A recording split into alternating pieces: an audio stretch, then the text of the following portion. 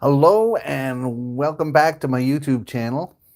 My name is Joe, and in today's video, I want to talk to you about helping you relax about your pronunciation. So many students send me messages and they talk to me on lives about how they're worried about their pronouncing words incorrectly. Okay, so today's video is going to talk about that, and it's going to help calm you down. All right? And if today is your first time visiting my channel, welcome.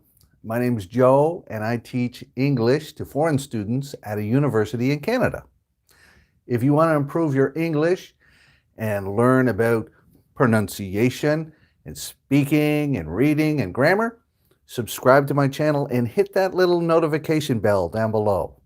When I make a new video, you will be notified. All right?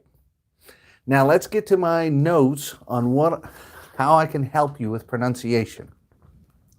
So daily, every day, and I'm not joking, every day students ask me questions about, Joe, how do I pronounce this word? How do I pronounce that word? So for example, the word often, is it often or often? Both. Native speakers say them both ways, so don't worry about it. What about either and either? I've heard them both ways. Same way with caught and caught. Same, I caught you. Lever and lever. Same. Doesn't matter. So there's lots of words that are pronounced differently in different parts of the world. Okay? And there's not just American accent and British accent. There's 140 different accents. All right? Within England, there's lots of different accents. Within Canada or America or North America, there's many different accents. Think of it this way. Does everybody who sings music sing the same way? No, they don't. There's a beautiful variety of singers, and that's why singing is so enjoyable to listen to, right? Nobody's the same as somebody else. That's why it's great. And the same thing is possible when you're speaking English. Now, I know this is not exactly true for every language. When my wife and I were in Korea, we were trying to get a taxi to take us to some hotel. I think it was the Seoul Garden Hotel. Seoul is the capital of Korea, South Korea. So she was saying to the driver, the Seoul Garden Hotel. And he couldn't understand. And she was like, how can you not understand? We are in Seoul. It's the name of your city, Seoul Garden Hotel. So we stopped some young people and they said, Seoul. A slight difference from what she was saying. And then we got underway and we were taken to the hotel. But English is not like that. English, there's a wide range of how we say words, so you can relax, okay? Here's another story that can help explain what I mean. If I had a student and she lived on a street here in my city, Halifax, named Victoria Road, okay? Unfortunately, many students who come to visit us think that speaking fast is fluency, and that's not true. Thinking fast is fluency. But she wanted to speak fast. Also, she had some troubles with her V's and her R's. So instead of saying Victoria, she said Victoria. Okay? And instead of saying two words, Victoria Road, she said them all together really fast, Victoria Road. Victoria Road. I am from Victoria Road. And of course, that doesn't make any sense to anybody. So she was really disappointed. So I explained to her how to slow down and speak clearly. I told her, maybe you can change your B, L, R problem, but maybe you can't, right? We're born with these accents, and that's okay. But one sure way on how to avoid these pronunciation problems is just say more words. So imagine this girl trying to explain to a Canadian saying, I live on Victoria Road, Victoria Road, Victoria Road. All she was doing was repeating the same word again and again. Nobody can understand that word. Saying it 10 times doesn't help anybody. Say more words. Look at the difference here. I live on Victoria Road near the supermarket. Oh, I know. It's the supermarket. You live on Victoria Road. Problem solved. So in the future, anytime you can't pronounce a word, explain it. Say more sentences, say more words, and that pronunciation problem will go away. All right?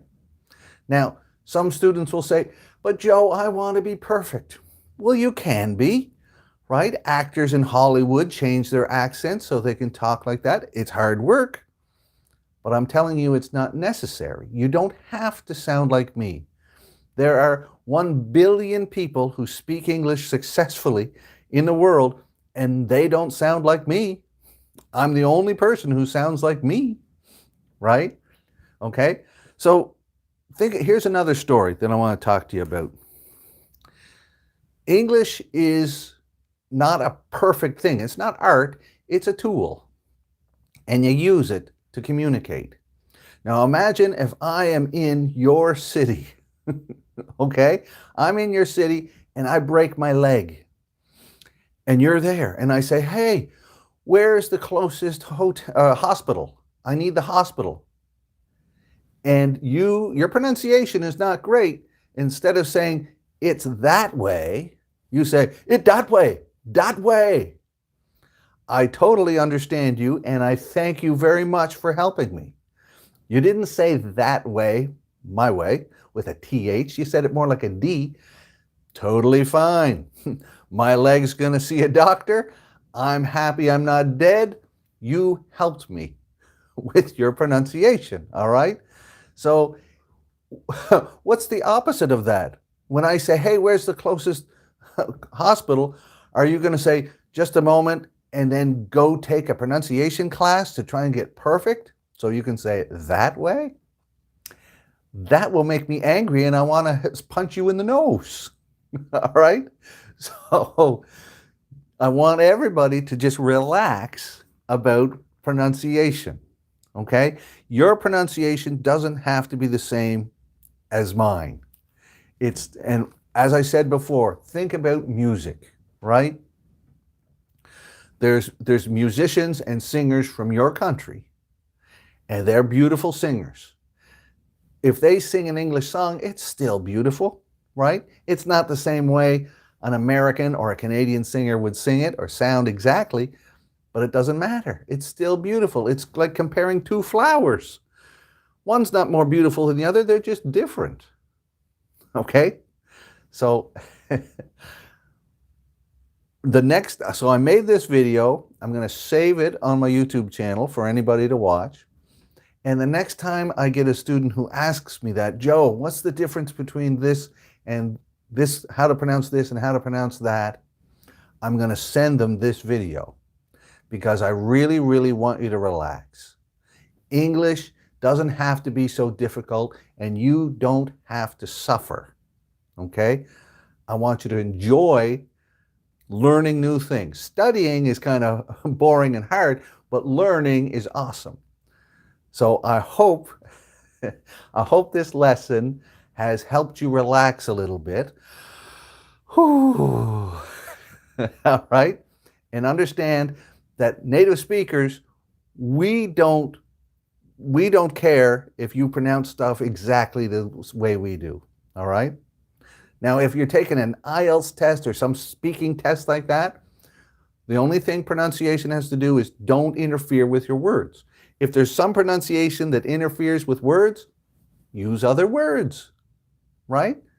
Think about what you're going to say beforehand and choose words that you can say clearly.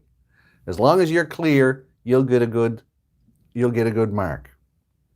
Also, if you're in a class and you're with a teacher who demands perfect pronunciation, I can't change that because I can't come to your class. Just nod your head and say, thank you, teacher, and try your best. Soon the class will be over. You will graduate. You'll finish the class, and you'll go out in the real world. And in the real world, nobody's going to yell at you for your pronunciation. All right, no good people, maybe just old crabby teachers. All right, I hope you enjoyed this video. If you have any other questions, write them down in the comments below and I'll write back to you. And if you check under the video, you'll be able to see lots of notes for links to other ways to learn English. All right? I really hope you enjoyed it, and everybody have a great day, okay? Bye-bye.